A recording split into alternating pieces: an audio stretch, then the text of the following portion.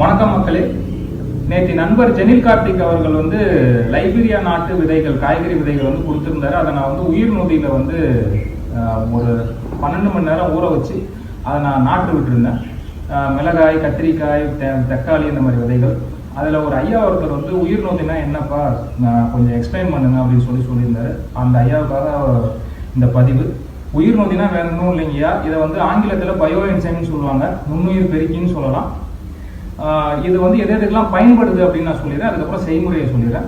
நம்ம வந்து நிலத்தில், மாடி தோட்டத்தில் இந்த மாதிரி விஷயங்களுக்கு வந்து ஒரு மீன் அமிலம், ஈயம் கரைசல் மாதிரி ஒரு குறிப்பிட்ட அளவு, அதாவது ஒரு 2 லிட்டர் தண்ணிக்கு ஒரு 50 ml கலந்து நம்ம செடிகளுக்கு சூரியன் உதிப்பதற்கு ஆரம்ப நிலையிலையோ இல்லை சூரியன் மறைவதற்கு இறுதி நிலையிலையோ வந்து கொடுத்தோம்னா நுண்ணூட்டங்கள் வந்து மண்ணுக்குள்ளே போய் நல்லா வேலை செய்யும்.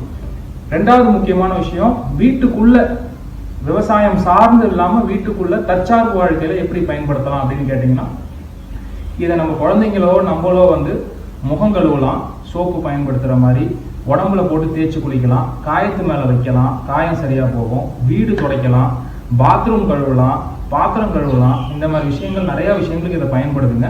இதை நான் வந்து எப்படி செய்யணுன்றதை உங்களுக்கு நான் சொல்லிடுறேன்.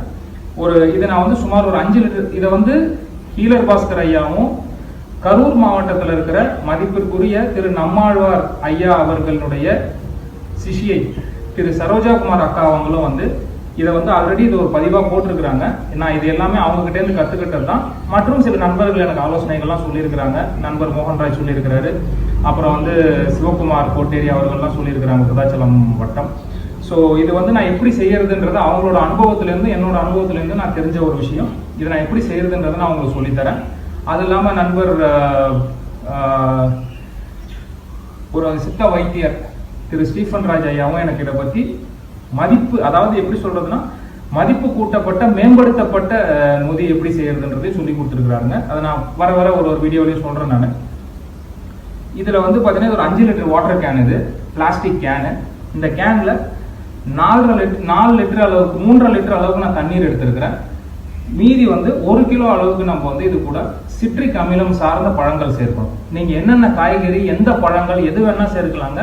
சில பழங்கள் மட்டும் நான் சொல்கிறேன், அதெல்லாம் சேர்க்காதீங்க. மாதுளம்பழம், பீட்ரூட் இந்த 2ம் சேர்க்காதீங்க. காரணம் என்னன்னு கேட்டீங்கன்னா, இதெல்லாம் சேர்த்து நீங்கள் வந்து வயலுக்கோ இல்லை பாத்ரூம் லெட்டின் கழுவுறதுக்கோ பயன்படுத்தலாம். வீடு துடைக்கிறதுக்கோ பாத்திரம் கழுவுறதுக்கோ பயன்படுத்தினா அந்த கலர் வந்து அப்படியே அந்த ஊதா கலர் இல்லை அந்த ஒரு ரோஸ் கலர் வந்து அப்படியே தரையில் ஒட்டிக்கும். அதனால அது மட்டும் வேணான்னு சொல்கிறேன். மற்றபடி வேற எதுவும் அதில் நுண்ணுயிர் வந்து உருவாகாது அப்படின்ற காரணங்கள்லாம் கிடையாது. இது ஒரு காரணம். ஸோ இப்போ வந்து நான் என்ன பண்ண போறேன்னா, 5 லிட்டர் கேனில் 3.5 லிட்டர் தண்ணீர் எடுத்திருக்கேன். உங்கள் கண்ணு முன்னாடியே வந்து எலும்பிச்சை, ஆரஞ்சு, முடிஞ்ச அளவுக்கு அழுகின பழமாக போடாதீங்க. வீட்டில் பயன்படுத்துகிற காய்கறி தோல் எது வேணால் நீங்கள் போடலாம். அதே மாதிரி பார்த்துக்குங்க. இதெல்லாம் வந்து நான் இதுக்குள்ளே போடுறேன்.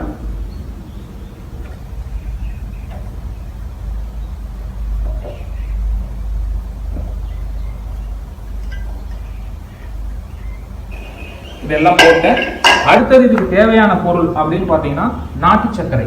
இதுக்கு வந்து ஒரு 1/4 கிலோவுக்கு கொஞ்சம் கூட நாட்டு சர்க்கரை போட்டுக்கோங்க. நாட்டு சர்க்கரை போடுறேன்.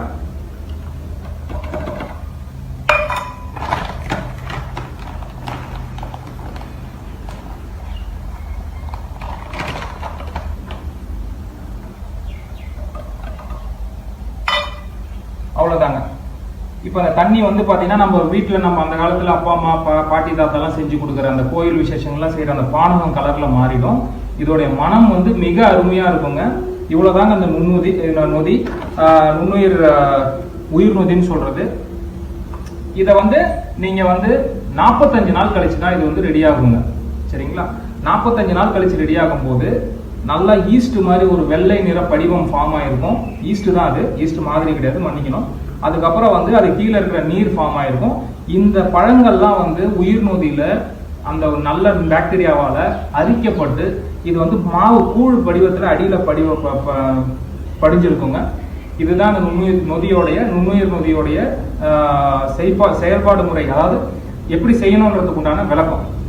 அதே மாதிரி பார்த்தீங்கன்னா இதுக்கு முன்னாடி நான் கரெக்டாக 45 நாளைக்கு முன்னாடி இதே மாதிரியே நான் வீட்டில் செஞ்சு வச்சுருந்தேன்.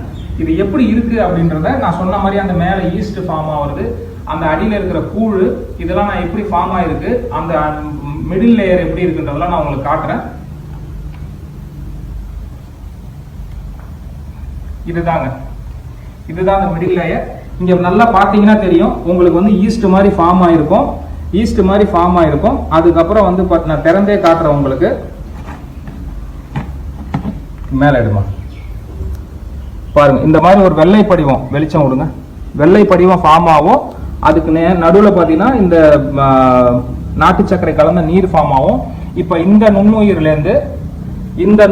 இருந்து இப்போ புதுசா செஞ்சதுல எப்படி வந்து பழங்கள் மேல மிதக்குதோ அதே மாதிரி இங்க பாருங்க அதோடைய கூழ் வந்து கீழே மிதக்குது. இதை வந்து நீங்க என்ன பண்ணணும்னா, இதுதான் அந்த இது வந்து ஒரு 40 நாள் ஆயிடுச்சுங்க. இன்னொரு 10 நாள்ல இது தயாராயிடும். 45 50 நாள்ல தயாராயிடும்.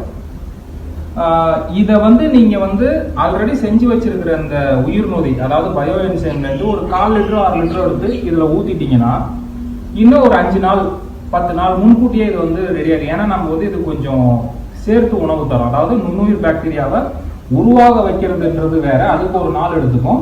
உருவான நுண்ணுயிர் பாக்டீரியாவையும் இது கூட கலக்கும் போது அது இன்னும் ஒரு 10 நாள் 15 நாள் முன்கூட்டியே வந்து ரெடி ஆயிடும். இப்ப இதை வந்து நீங்க என்ன பண்ணணும் அப்படின்னு கேட்டீங்கன்னா, ஆட்டாதீங்க, எதுவுமே குடுக்க கூடாது, படிவமாவே இருக்கட்டும், ஆட்டக்கூடாது முடிஞ்ச அளவுக்கு. இதுல நீங்க என்ன பண்ணணும்னு கேட்டீங்கன்னா, 45 நாள் போது இதுல வந்து 3 நாளைக்கு ஒரு தடவை இதை திறந்து ஒரு கிண்டி விட்டு மூடிடணும். 3 நாளைக்கு ஒரு தடவை. ஏன்னா இதுக்குள்ள மீத்தேன் கேஸ் ஃபார்ம் ஆகும். அது ஃபார்ம் ஆகும்போது நுண்ணுயிர்களுக்கு வந்து அது இடையூறா இருக்கும். அதை வெளியெடுத்து விட்டுணும் 3 நாளைக்கு ஒரு தடவையோ. இது வந்து கால சூழ்நிலைக்கு ஏற்ற மாதிரி செய்யலாங்க. மழை காலமா இருந்தா 45 நாள்ன்றது 55 நாள் ஆகலாம். ஏன்னா தட்பவெட்ப நிலைக்கு தகுந்த மாதிரி வந்து நுண்ணுயிர் உருவாகி வரணும். வெயில் காலமா இருந்தா 45 நாள்லயே வந்துடும். அப்படின்னும் போது நீங்க மழை காலத்துல 3 நாளைக்கு ஒரு தடவை திறந்து மூடலாம். வெயில் காலத்துல வந்து 1.5 நாள் 1 நாள் வெயில் தட்பவெட்ப சூழ்நிலைக்கு தகுந்த மாதிரி 3 நாளைக்கு ஒரு தடவை திறந்து மூடலாம். முழுக்க நிழல்ல தான் இருக்கணும். வெயில் படக்கூடாது. சும்மா அடிக்கடி திறந்து மூடக்கூடாது. இதுதாங்க இதோட இது. இதுல நீங்க விதை நேர்த்தி செய்யலாம், வயல்ல பயன்படுத்தலாம். திரும்பவும் சொல்றேன், வீடு துடைக்கலாம், முகம் கழுவலாம், பாத்திரம் கழுவலாம், நம்ம வீட்டில் இருக்கிற லெட்டின் பாத்ரூம்லாம் கழுவலாம், அந்த பேசின்ஸ்லாம் நீங்க யூஸ் பண்ணி பாருங்க. இது நல்ல ஒரு ரிசல்ட் தரும். இதை வந்து எனக்கு முழுமையா அவங்களுடைய வீடியோக்கள் மூலயமாவும் ஆடியோக்கள் மூலயமாவும் ஃபோன் மூலயமாவும் என்கிட்ட இந்த விஷயத்த சில வருடங்களுக்கு முன்னாடி பகிர்ந்துக்கிட்ட திரு சரோஜாக்கா அவர்களுக்கு மிக்க நன்றி. என்னுடைய உந்துதல் வந்து அவங்க தான். இதெல்லாம் செய்யணும், இப்படிலாம் பண்ணணும்னு எனக்கு ஒரு உதாரணமாக இருந்தது அவங்க தான். இதை மாதிரி நீங்கள் செஞ்சு பயன்பெறுங்க. நன்றி, வணக்கம்.